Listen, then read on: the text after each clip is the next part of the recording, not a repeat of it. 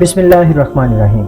दोस्तों, नमाज अल्लाह ताला की अजीम शान इबादत है। ये वो तोहफ़ा है जो अल्लाह ताला ने अपने महबूब सल्लल्लाहु अलैहि वसल्लम को अपने दीदार से सरफराज फरमाने के बाद अता फरमाया। यकीनन ये एक ऐसी इबादत है जिसका कोई सानी नहीं।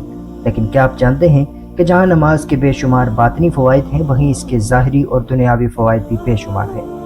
नाज़रीन मोहतरम, जदीद साइंसी तहकीक के मुताबिक नमाज एक बेहतरीन एक्सरसाइज है जिसकी वजह से सुस्ती, काहली दूर करने के साथ साथ दिल, गुर्दे, जिगर, फेफड़े, दिमाग, आंतें, मैदा, रीढ़ की हड्डी, गर्दन, सीना और तमाम किस्म के ग्लैंड्स की नशोनुमा होती है।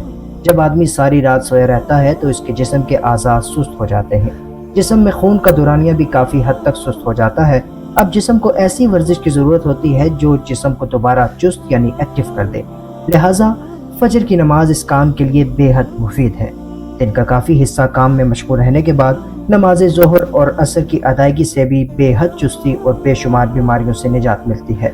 जबकि मगरिब की नमाज, इशा की नमाज के दरमियान खाया जाने वाला रात का खाना इशा की रकात की बरकत की वजह से हजम भी हो जाता है।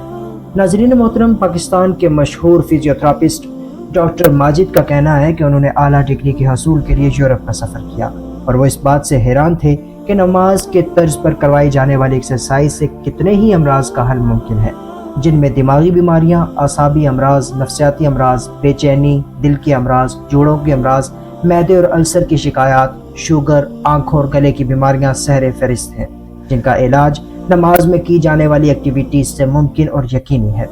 जदीद साइंसी तहकीक के मुताबिक रोज़ाना 45 मिनट क़याम की हालत अपनाने से दिमाग और आसाब में ज़बरदस्त क़ुव्वत और ताकत पैदा होती है। क़ुव्वत फ़ैसला और क़ुव्वत मुदाफ़त में बेहद इजाफा होता है।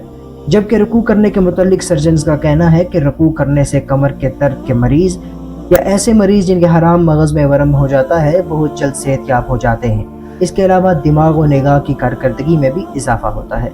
नाज़रीन मोहतरम, डॉक्टर्स का कहना है कि सजदा करने से दिमाग की शरेआनों की तरफ खून ज़्यादा हो जाता है, जबकि इसके अलावा किसी दूसरी पोजीशन से ये अमल मुमकिन नहीं। लिहाजा ऐसा करने से दिमागी असाब, आंखों और सर के दीगर हिस्सों की तरफ खून मुतवाज़न हो जाता है, जिसकी वजह से दिमाग और निगाह तेज़ होते हैं। जबकि नमाज के आखिरी रुकन सलाम फेरने से सर को दाएं और बाएं हरकत देना पड़ता है, जिसकी वजह से अमराज दिल और दूसरी पेचीदा बीमारियों से बचा जा सकता है।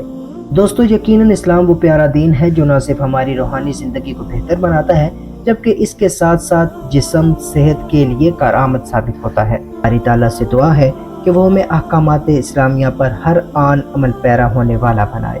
आमीन।